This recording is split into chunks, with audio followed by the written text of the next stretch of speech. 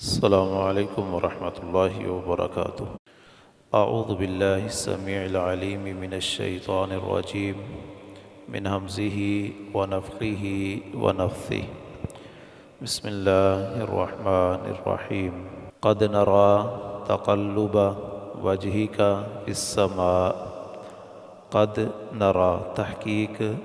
ہم دیکھتے ہیں، تقلب بار بار اٹھنا، وجہی کا تیرے چہرے کا، فی السماء آسمان کی طرف، فلنولینک تو ضرور بالضرور ہم تجھے پھیر دیں گے، قبلتاً اس قبلے کی طرف، ترضاہا جسے تو پسند کرتا ہے، فولی سو تو پھیر لے، وجہ کا اپنا چہرہ، شطر المسجد الحرامی مسجد حرام کی جانب۔ نبی کریم صلی اللہ علیہ وسلم کی خواہش بڑے عرصے سے تھی کہ بیت اللہ کو، کعبۃ المکرمہ کو میرا قبلہ بنا دیا جائے، لیکن اللہ تعالیٰ کا حکم نہیں تھا، تو مسجد اقصیٰ بیت المقدس کی طرف منہ کر کے نمازیں پڑھتے رہے، لیکن دل میں چاہت اور امنگ اتنی تھی کہ بار بار آسمان کی جانب دیکھتے کہ ابھی حکم نازل ہوگا، ابھی حکم آ جائے گا بیت اللہ کی طرف منہ کرنے کا۔ اللہ تعالیٰ نے اس کیفیت کو یہاں بیان کیا کہ تمہاری اس قدر چاہت ہمارے علم میں ہے، تو ہم تمہیں اس حوالے سے خوش کر دیں گے، تو ساتھ ہی حکم دے دیا کہ ٹھیک ہے، اب سے اپنا چہرہ بیت اللہ کی طرف کر لیا کرو۔ اور یہ پہلا حکم ہے قرآن مجید میں جو منسوخی کے حوالے سے آیا کہ ایک قبلہ منسوخ ہو گیا اور اس کی جگہ دوسرے مقام کو قبلہ بنانے کا حکم دے دیا گیا۔ تو یہ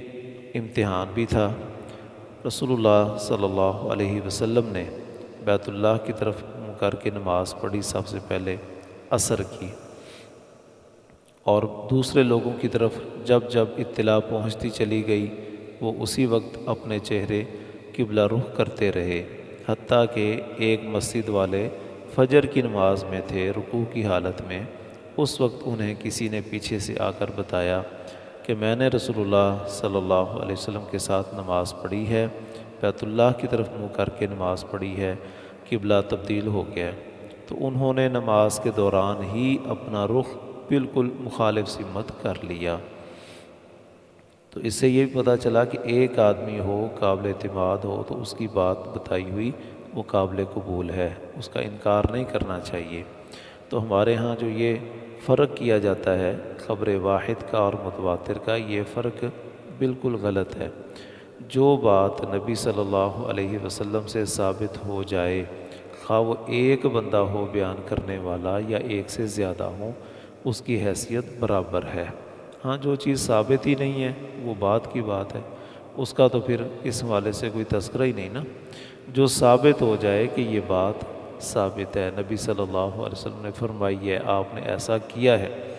تو اس کو اگرچہ ایک بندہ بھی بیان کرے، جس کو ہمارے یہاں خبر واحد کہا جاتا ہے، تو وہ بھی حجت ہے، دین ہے، وہ بھی اس پر عمل کرنا بھی اسی طرح لازم ہے جس طرح دوسری احادیث پر عمل کرنا واجب ہے۔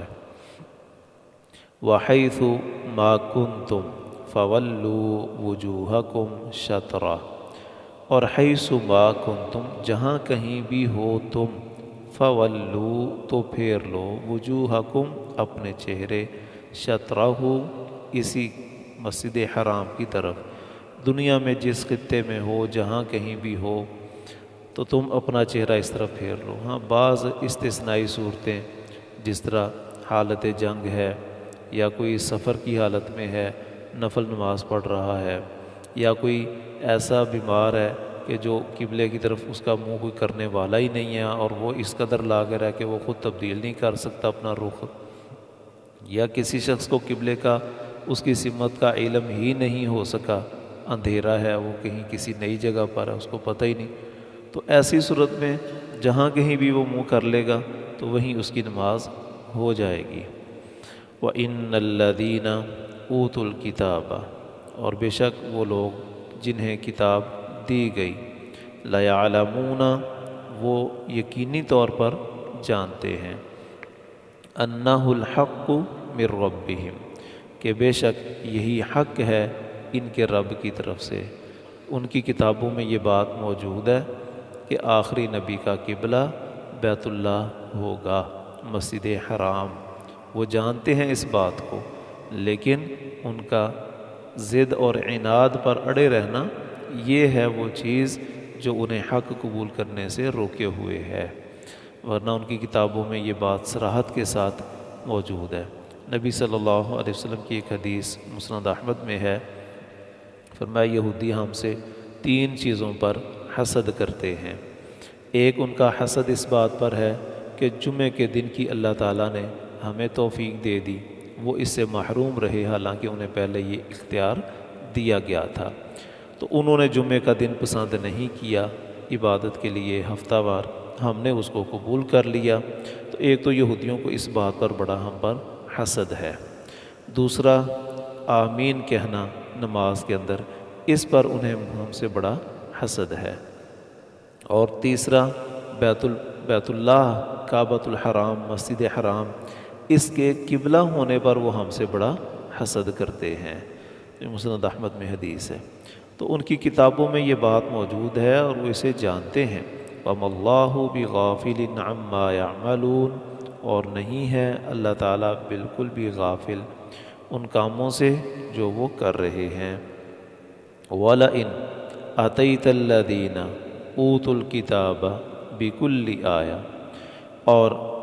یقیناً اگر لے آئے تو ان لوگوں کے پاس جنہیں کتاب دی گئی ہے،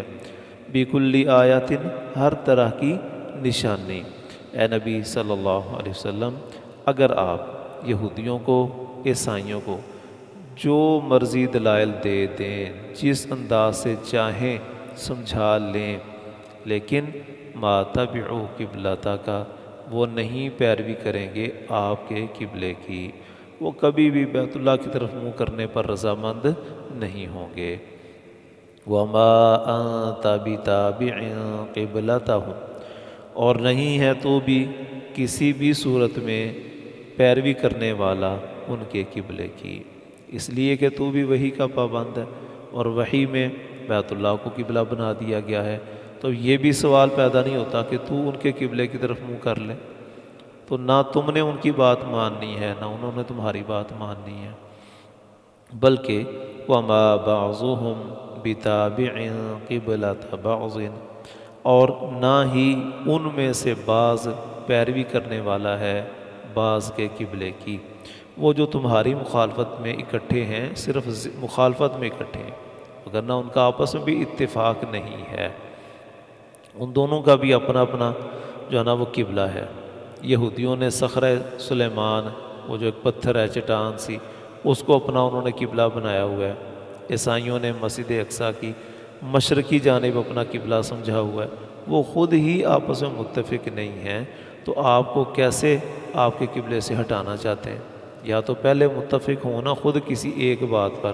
پھر تو کسی تیسرے کو کہیں کہ بھئی ہماری طرف آ جاؤ۔ جب تمہارا اپنا ہی اتفاق نہیں ہے تو کسی تیسرے کو تم اپنی طرف کیسے دعوت دے سکتے ہو یا اس کو غلط کیسے کہہ سکتے ہو؟ وَلَئِنِ اتَّبَعْتَ أَهْوَاءَهُم مِّن بَعْدِ مَا جَاءَكَ مِنَ الْعِلْمِ اور یقیناً اگر تو نے پیروی کی ان کی خواہشات کی، اس کے بعد کہ تیرے پاس علم آ گیا۔ علم کیا ہے؟ جو آسمان سے وحی نازل ہوئی وہ علم ہے، قرآن مجید اور اس کی تفسیر جو اللہ تعالیٰ نے اپنے نبی کو سکھا دی، یہ تو ہے وحی۔ اس کو چھوڑ کر اب اس وحی میں بیت اللہ کی طرف منہ کرنے کا حکم ہے، اس وحی کو چھوڑ کر اگر آپ یہود و نصارہ کی خواہش کی پیروی کریں گے تو خواہشات سے یا مراد جو چیز بھی قرآن و حدیث سے ہٹ کر ہے، وحی کے علاوہ جتنی بھی چیزیں ہیں نا وہ ساری کی ساری خواہشات میں شامل ہیں، تو اگر آپ ان کے پیچھے چلیں گے، ان کی خواہشات پر چلیں گے، اِنَّكَ اِذًا لَّمِنَ الظَّالِمِينَ بے شک آپ یقیناً اس وقت ظالموں میں سے ہو جائیں گے۔ تو یہ نبی صلی اللہ علیہ وسلم نے تو ظاہر ہے ایسا کرنا نہیں تھا، تو یہ انہیں کہہ کر امت کو سمجھایا جا رہا ہے کہ اے امت، اگر تم نبی کی بات چھوڑ کر کسی اور کی بات کے پیچھے چلو گے، خواہ کوئی بھی کتنا بڑا مقام والا کیوں نہ ہو، کتنا بڑا دانا کیوں نہ ہو، فصیح اللسان ہی کیوں نہ ہو، اس کی ساری خوبیاں اپنی جگہ، لیکن اتنا تو دیکھ لو کہ اس کی طرف وحی نہیں آتی، بس یہ موٹا سا فرق سمجھ جاؤ۔ تو اللہ کے نبی کے علاوہ کسی اور کی طرف نسبت کرنا، کسی اور کی بات کو دین بنا کے قبول کر لینا، اس کی کوئی گنجائش باقی نہیں ہے، مگر نہ ظالموں میں سے ہو جاؤ گے۔ اللہ تعالیٰ سمجھنے کی، عمل کرنے کی توفیق عطا فرمائے۔